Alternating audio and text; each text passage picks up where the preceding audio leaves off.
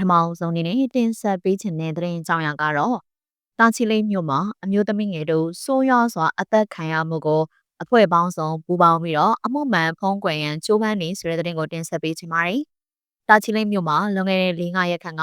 အမျိုးသမီးငယ်တို့ရရဆက်ဆက်အသက်ခံရတဲ့ဖြစ်စဉ်တကူဖြစ်ပွားခဲ့ပါတယ်။အဆိုပါအမှုမှာတရားခံစစ်စစ်တွေကိုတာဝန်ရှိသူတွေကသိရှိထားတော့လဲအမှုမှန်မပေါ်ပေါက်စေရန်နဲ့တရားခံတွေကိုအကာအကွယ်ပေးရန်အတွက်စနစ်တကျဖုံးကွယ်နေကြောင်းသိရှိရပါတယ်။မတရားမှုမှာပါဝင်ပတ်သက်နေတဲ့အဓိကအဖွဲ့အစည်းများအမှုမှန်ဖျောက်ဖျက်ရမှာအောက်ပါအဖွဲ့အစည်းများနဲ့ပုဂ္ဂိုလ်များပါဝင်ပတ်သက်နေတယ်လို့ဆွဆွဲထားပါတယ်။ဒါချီလေဗျူဟာမှုနဲ့ရဲမှု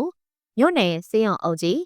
ကိုလာမုံနိုင်ကူညီမှုအသိအမှုဖျောက်ရန်ကြိုးပမ်းနေတဲ့လုပ်ရက်တွေတရားခံအားစစ်တပ်နဲ့ရဲရရှိတွေမှာအကာအကွယ်ပေးရန်အတွက်အောက်ပါအတိုင်းကိုလှုံ့ဆော်နေကြတယ်။တပ်တွေဖျောက်ခြင်း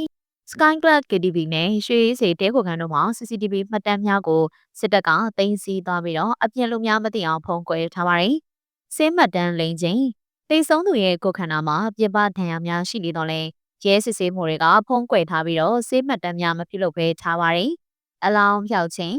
ကိုလာမိုးနိုင်ကိုညီမှုအသင်းမှာမြည်သူပေါ်မှာအသိပေးခြင်းမရှိဘဲအလောင်းကိုအလင်းမြန်မိတကြိုကတပ်သေးဖြောင်းရန်ကြိုးပမ်းခဲ့ပါတယ်။ပစ္စည်းပျောက်ဆုံးမှု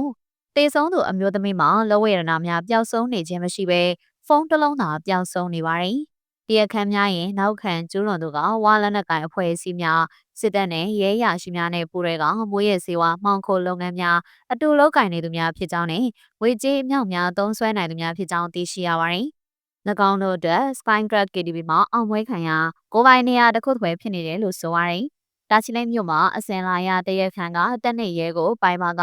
အမှုပပျောက်သွားလိမ့်ရှိတော့လဲယခုကဲ့သို့လူအသက်ကိုတန်မိုးမထားဘဲနဲ့ရက်ဆက်စွာတပ်ဖြတ်တဲ့လုပ်ရက်ကိုလုံးဝလက်မခံနိုင်ပါ